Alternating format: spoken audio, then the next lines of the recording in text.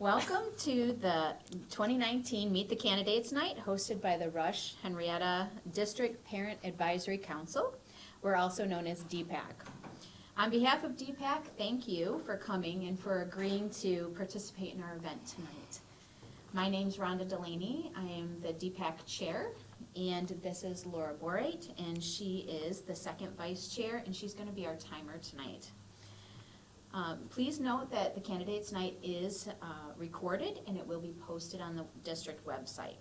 To kick off tonight's event, each candidate is going to be given 5 minutes to briefly introduce themselves. After introductions, candidates will be asked to answer questions that were put together by DPAC, and you'll have up to 3 minutes to answer each of those questions. After that, we'll invite our audience to ask questions of the candidates. Anyone who wishes to ask questions will need to introduce themselves and provide their full name and street address. They may ask one question and then give others the opportunity to do the same. And if time permits, audience members may come up and ask a second question. Questions may not be directed towards specific candidates. All questions posed will be answered by each candidate. Each candidate will have up to 3 minutes to answer each of those questions as well. And our event will last no longer than 1 hour. At the end, you will be given up to 5 minutes to give a closing statement. The guidelines for you as candidates in answering the questions, we will alternate so that candidates are not always answering questions in the same order. And when a question is asked, please limit your response to that question and refrain from visiting previous questions. Are you ready? Sure. All right. Okay. May, I'm going to let you introduce yourself, and I'll let you start. Good evening, everyone. Thank you so much for hosting us tonight, and thanks for everybody coming out to listen to us introduce ourselves, because we're brand new here. So I'm May Abdullah. I'm a mother of 3 kids. My oldest is a freshman in college. She graduated Rush-Henrietta last year. She's about to finish her first year in UAlbany. My second daughter is in 8th grade at Roth, and my son is in 6th grade at Sherman Elementary. My husband and I moved to the district, and we moved actually to the U.S. 21 years ago, and we made Henrietta our home from day one. Yeah, it's actually JFK to Henrietta right away. So I went to grad school at RIT. I have a degree in environmental health and safety management. When my husband and I started our family, we looked around. We wanted to buy a house, make a home for ourselves here. I looked to other districts because I was focused on schools and ratings. And my husband, I have to give him credit for that because he looked at the big picture. He thought about having our kids where they are welcomed and they fit and they belong. They feel they belong to the community. So we chose Henrietta, and we started at the file school for my daughter. Then we moved to Winslow, Roth, the NGA. My son started at Sherman. He's still there. So we've been all over. We love Henrietta. We love the diversity, the convenience of everything, the safety of it. So, and the community, we do really love the community. They became our family away from home. So, I've been involved in my kids' schools since my daughter entered kindergarten. Actually, a parent asked me to host a function at school, because I used to get those papers from school to volunteer, but I never thought of can I do that? But a parent actually told me, oh, you could come to our PTO meeting and we have pizza and childcare. And I was like, yeah, pizza, sign me up. So I said, I tell parents, sometimes we just need that a little bit of encouragement from other parents. We want to see that familiar face when we go to school. So feel free to go up to people and say, yeah, come to our PTO or volunteer for something with us. So I really appreciate that. Then I joined Winslow. I became a room parent, then chaperone trips, and then I joined MPAC, the diversity committee. And last year, I was appointed to the board. It was, I could say, and I know people say this a lot, it's a life-changing experience for me. I got to see our kids, the wonderful work they do, the teachers, and hear them talk about with so much passion and enthusiasm. They actually make it sound easy, the work they do, but they do a tremendous job with our kids. So I really, really enjoyed it and decided to give it a shot again. So thank you. Thank you. Anne Marie? Well, most of you know my story, so I'm sorry you're going to hear it again. But I have lived in Henrietta for 42 years. I hate to say that out loud, but you can't figure out how old I am yet. Both my husband and my kids have been lifelong residents. All of us have we all graduated from, well, my husband and I graduated from Sperry, but the kids graduated from the senior high school. I actually met my husband in high school in our Sperry radio station, WRHR 90.5. That from memory. Pretty good, right? Yeah. And my kids participated in sports throughout. My husband was into music and those kind of things. And Henrietta has been our home ever since. Like I was saying something to May, well, recently today too, but prior to that this isn't, I could never leave. Like May left a whole country to come here. I can't even leave Henrietta. Like I truly love Henrietta. Everything about us is Henrietta. But I work for an agency that supports people who have developmental disabilities. My husband's the fire chief out here. I think I just told you, I have 2 adult kids. I have a 26-year-old daughter who she is a patient ambassador at Strong's ED and in Golisano Children's Center, and my son is got 4 more weeks of student teaching and hopefully will be a teacher at that point. And I also have, I didn't add this, but I also have a new daughter-in-law as of last July, so they're moving very shortly for her promotion. When my kids were in school, they went to Crane, went to Roth, and then they obviously went to the high school. I was involved from day one, so I was always the room mother. I went on every field trip in every grade for each kid. I was on a lot of committees, PTAs, I was PTA then, and then several committees throughout school, and then big into their sports. So I did a lot for the sports teams even after they graduated. And then I think 3 years ago, obviously I'm sitting here now, but I was elected to the board, which was eye-opening. I made no secrets of how I knew nothing and how surprising how much work it was, and I have really enjoyed it. Like I've learned so much, and that's what I'm really appreciative of. So like my family, we all really love learning, and I've used it as a learning experience. I've got my feet wet a little bit, so I have a lot more. I'm not like Bob where everything rolls off my tongue, or Diane who's got all that experience, but I've learned so much, and I'm really hoping to learn a lot more over the next few years. I've just really enjoyed the experience I've had on the board. But I guess that's pretty much, I don't need 5 minutes. Okay, thank you. So we'll go into the DPAC questions that were prepared. Question number 1 is going to be for May, and the question is, why are you choosing to run again, and what are your goals for this term?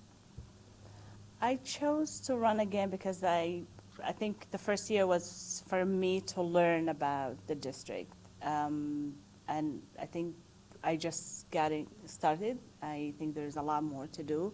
I bring in a different and unique experience. I have a different background. I didn't go to school here, so I had to learn all things by myself, like to navigate the educational system to help my kids.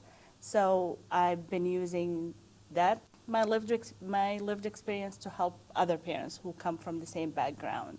So I think I have more to offer, and as long as I am contributing, why not? So my goals for this term, if I'm elected, I will be hopefully adding more of my experience, shedding new lights on like topics, especially now the district is focusing on diversity and inclusivity.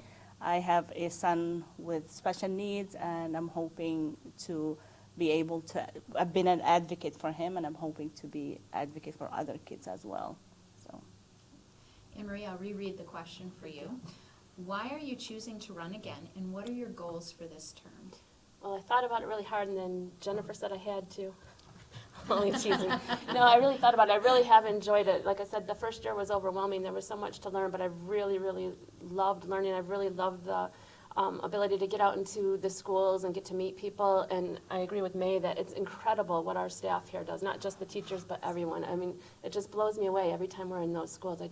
I'm just in awe every time I walk in there. But I guess I like the way we're headed. I like that we're looking at things along safety and mental health, which I think, I'll always come back to that.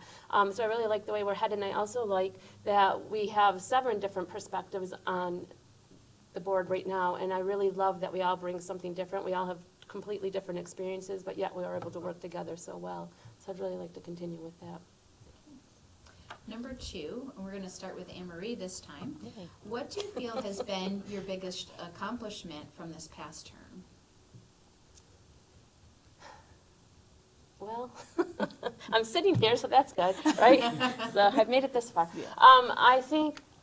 I think just some of the extra, it's going to be along the lines of safety again, just the little bit of background I bring with that, and some of the things that I think I've been able to help, at least through the safety committee, shape, to help the schools become a little bit safer. I think that would be the biggest. I guess a good example would be, and I know that they had to keep hearing me say this at the board meetings, but when the new wing was built on at Vollmer, and when my husband brought me over to see how bad that was, to be able to kind of get something in place so we can have something to prevent a car from careening through that, like those kind of things I think are important. So. In May, I'm going to reread the question for you. What do you feel has been your biggest accomplishment from this past term? My biggest accomplishment, I think for me was, and I take pride in that I have been an active participant. I joined and I was welcomed, and I'm not just saying that because they're here, but or they pay me to say that. But I've been willing to learn. I came with no background, just like Anne-Marie said, and I leaned on them to learn, and I've been open to actively be involved. And I extended my hand to staff, to students, so to be a good listener to them, to connect them with the board, with the administration. I also been able to help out to facilitate some of the information to immigrant families that I'm friends with, the community of refugees that we have here in our district, to be able to bring the board's perspective to them, to take their concerns and bring it to the board or to the administration. So I think that's something that I'm going to continue to do, and I think it's very important. Very good. So May, this question is for you to start. Balancing the budget will continue to be an issue that the district will face in the coming years. How would you lead us through this time period, and what do you see as priorities? I think this question actually, it's been in our mind since day one, since I joined the board, and I think I can say for the board for a couple or maybe 3 years prior to that.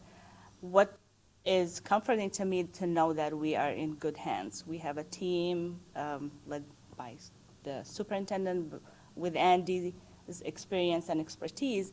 So we will come out of this, but we have to really be smart about how we spend our money. We've been able to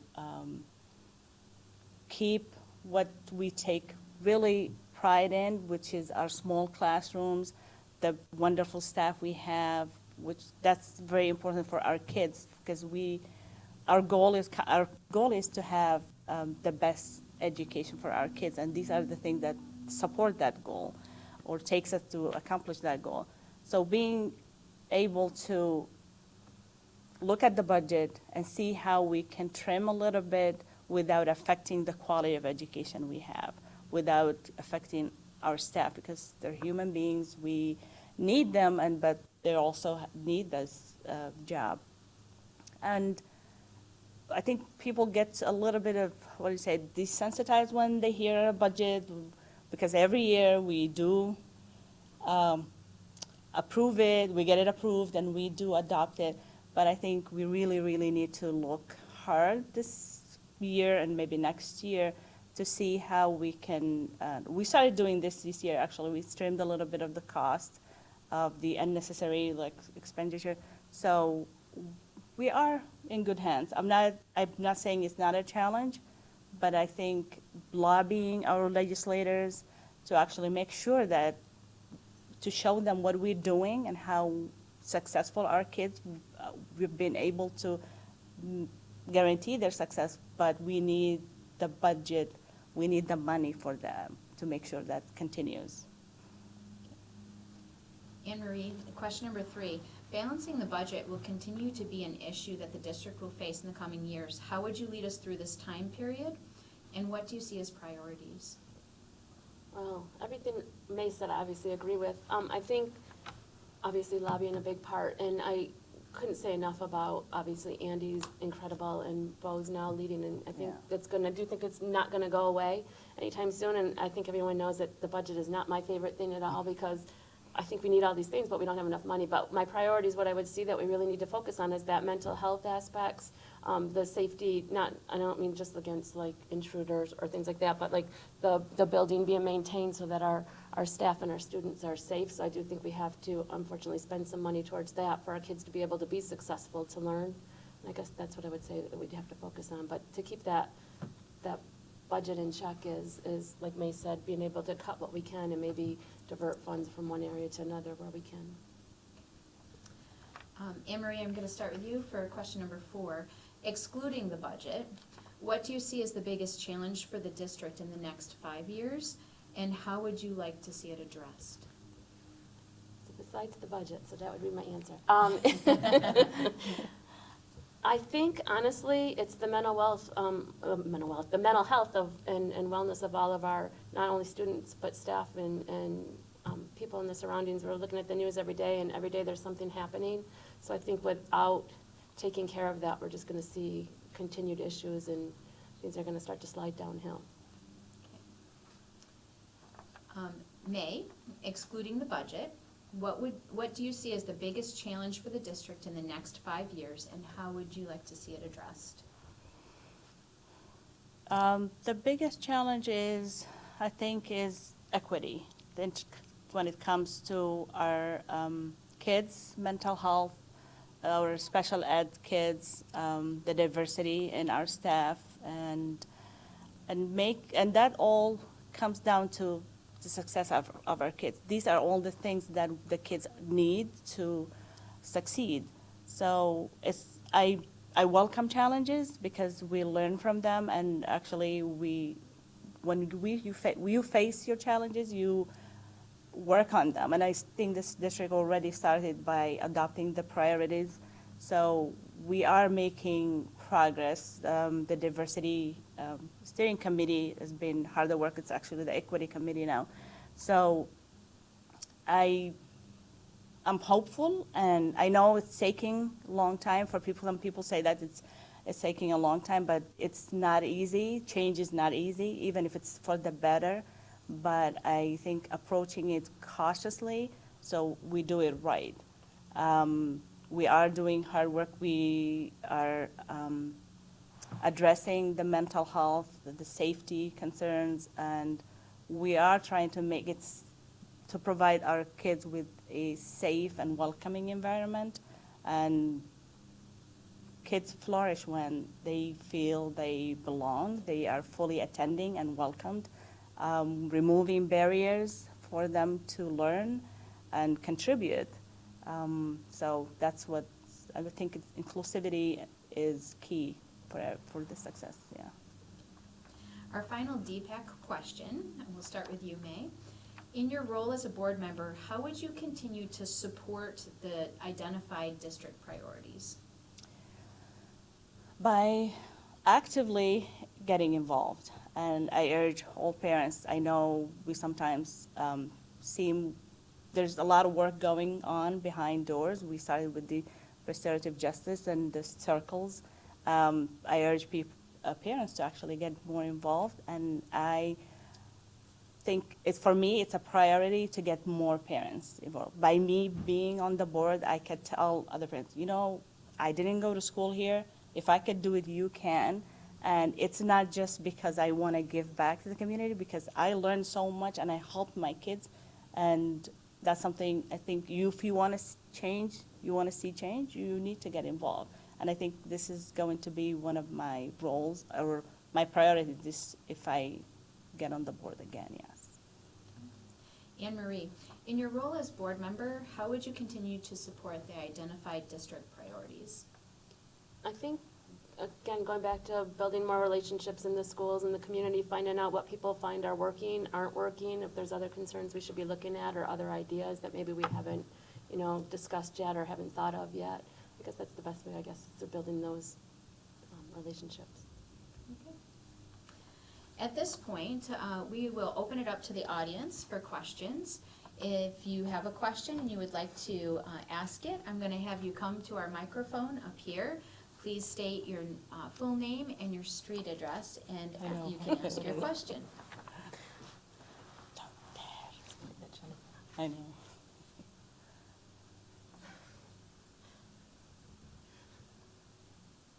Nobody? At this point, hearing no questions, I would like to thank you both for coming tonight and sharing with us your want to be on the board, and we're just grateful to have you here tonight, and thank you for participating. Thank you both. Thank for you, having thank you. me. Yeah, Laura. welcome.